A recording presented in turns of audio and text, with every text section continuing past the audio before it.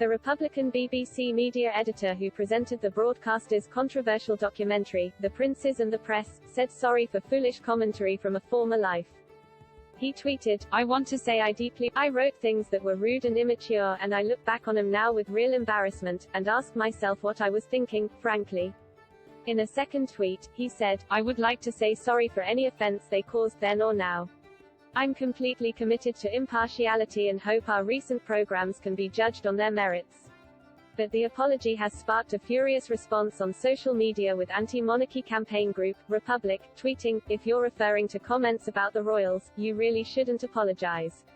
You've every right to say those things and can remain an impartial journalist." Republic's chief executive Graham Smith told Express.co.uk, "It's perfectly reasonable to make critical comments about the royals.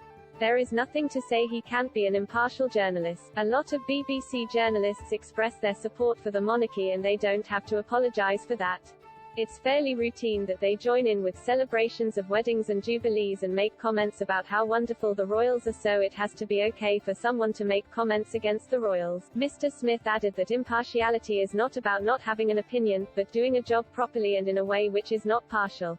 He said, "Everyone has an opinion on." Among his criticism of the Windsors as editor of The Independent, Mr. Rajan described senior royals as old buffoons who missed the 20th century and others as young toffs. In the February 2013 opinion piece, he added, "This would be fine if those buffoons and toffs were left to go about their silly business, but the trouble is, when the mask slips far enough, what is exposed is the emotional infancy of a people too scared to elect their head of state." A 2012 article includes the line, "Hereditary monarchies, always and everywhere, are vehicles for conservatism and aristocracy masquerading as benevolence and patriotism.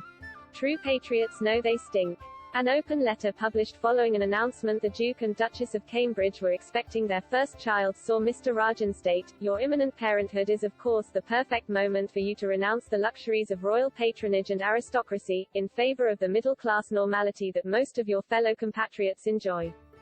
His apology comes after BBC Director General, Tim Davie, threatened to remove staff from Twitter if they fail to adhere to new guidelines laid down by the broadcaster. In a Parliament Select Committee session, Mr. Davie said, "Enforcement policies will be very clear. We will be able to take disciplinary act. We will be able to take people off Twitter." Mr. Smith speculated that Mr. Rajan had been told to say something in response to pressure over the two-part documentary which drew unprecedented censure from Buckingham Palace, Clarence House and Kensington Palace.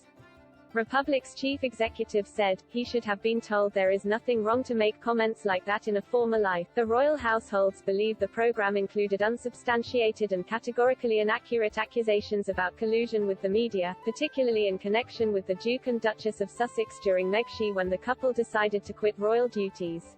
Critics said the series failed to challenge allegations made by Sussex supporters, including Meghan's lawyer Jenny Afia.